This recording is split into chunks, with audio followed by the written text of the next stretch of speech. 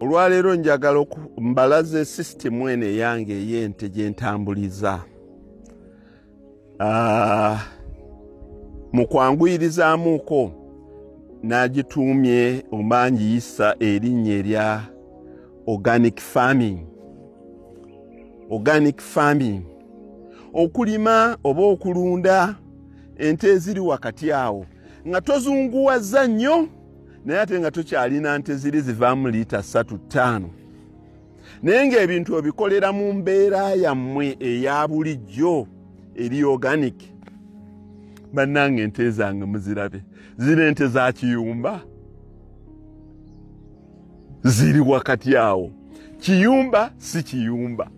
Ente ezetuulira wabweru ne zeebeerera wabweru ne zitambula nga bwe zaagala. Emmere ze zirya mmere nzungu si nzungu nnyo, eri wakati awo, wakati w'ente emmere Katonda gye yazikolera omuddo n'enzungu entabuletabulemu enzunguzungu. Ku makya tolabye wano nga baziyiiramu emmere, olabye baziyiiramu bintu bya kizungu oba olabye baziwa muddo oguli fresh. Omuddo ogw'ekisagazi gwe twerimira tetuteekako kigimusa, tetuteekako ki. Obusanga bwe tubujja wano bwe tubuzzaayo mu nnimiro, enkuba n'ebutonnyako ekisagazi ne kimera nga kigimu. Ekisagazi ekigimu kibeeramu ekiriisa ky'amaanyi kyemuva mulaba ng'ente zaayo zinyirira. Olaba ente zaayo gundi tunuulira ente yiiyo. Nte y'amata evaamu liita 18, ku piiki yaayo evaamu 25, kati evaamu 18. Emyezi ndoza bagikanye guno gwakuna era erigwako.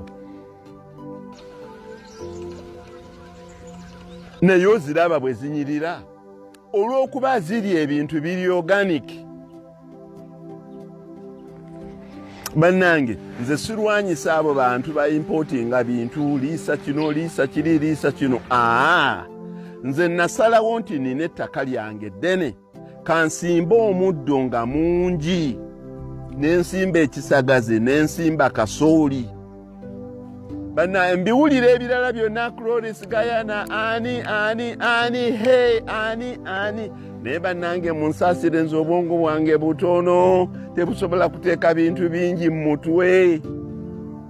Kasita namanya nti ente zirya muddo, omuddo n'engusimba nga mungi.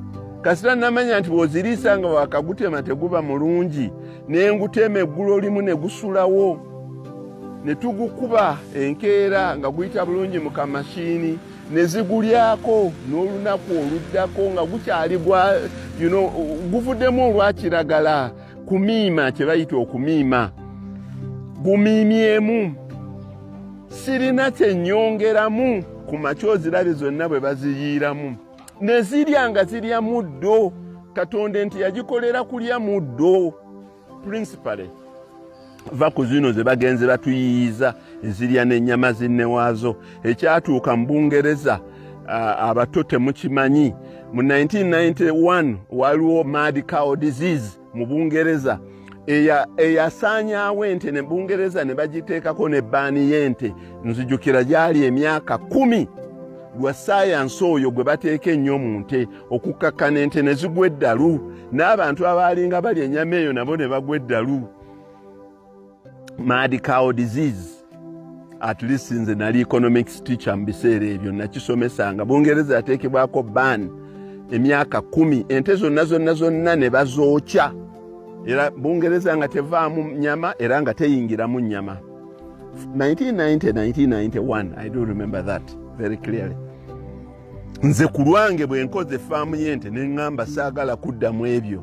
Ente kanziriise Katonda bye yaziragira okulya, n'enzongerako ka supplement katono.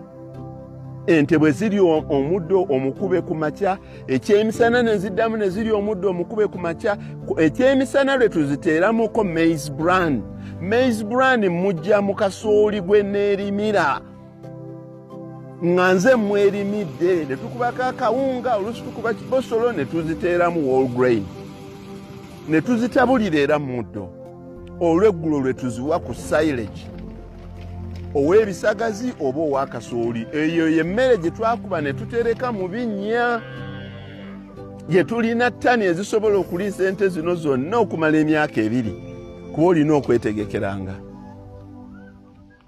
Ekintu kyokka kyokka kye nnina ekiri foreign zezo mineral salts, ebyo ebinnyo bye zikomba era bituufu ate era nabyo munnyo kuzuwa calcium. Ente zange zifuuyirwa omulundi gumu mu mwezi ate ku luwalo. Sigamba nze sirabanga ku nkuwa ku faamu yange okumala kati emyaka 2 okuva lwe zajja siddangamu kulaba ku nkuwa waddeemu bweti naye tufuuyira lwa luwalo nti tomanya tufuuyira omulundi gumu mu mwezi. Ekyo si kyempita organic farming. Lwaki abantu bakaayanira amata g'ente zange? Kubanga teziriimu madagala mangi, tezirya madagala mangi. Kazibeere ennyana. Abantu baagala ennyana n'aginyweseza ku cupa n'azikola atya. Nze bannange omutwe gwange munafu. Tegujja kuddaawo nti ate kati neeraliikirira nnyana mwoze ecupa z'ennyana mukole bwe muti. Ate n'ennambaazi zange tekisoboka. Ate n'ekyokubiri njagala bano abaana bafune emirimu. N'ekyokusatu njagala ente maama w'omwana ayonse. Mpulira ente zijjeeko, ennyana gijjeeko, kola bwoti ne bwoti. Nze ng'ezange ennyana ze zijjako. Nze ng'ezange bamaama be beesambira omwana nti gwe okuze genda.